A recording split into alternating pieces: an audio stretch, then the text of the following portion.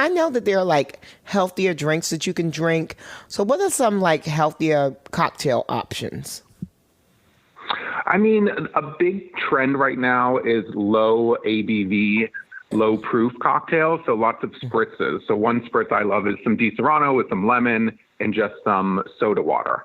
So it's lower proof. So you can have like 3 or 4 drinks and the room's not spinning. It's not like having a Long Island iced tea. You know, like an Aperol spritz is a low ABV. So those are a good go-to, especially if you're sitting at home alone.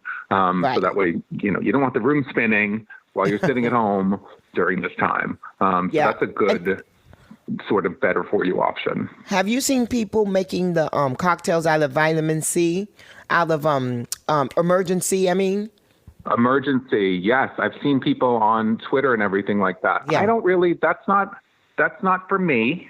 I mean, Okay. I'll take my vitamin C in the morning. Okay, And then I'll have a right. well-made cocktail at night. Right, So right, like right. that's.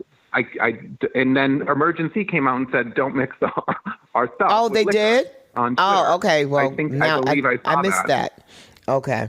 Well, we can still do the green tea bags like you said.